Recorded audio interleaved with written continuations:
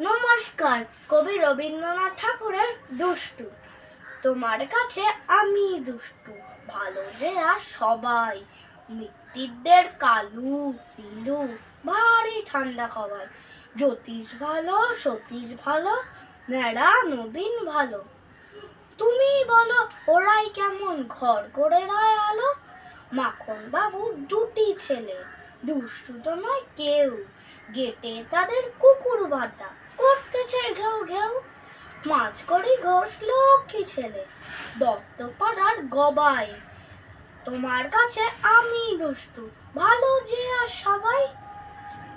তোমার কথা আমি যেন শুনি নে কখনোই।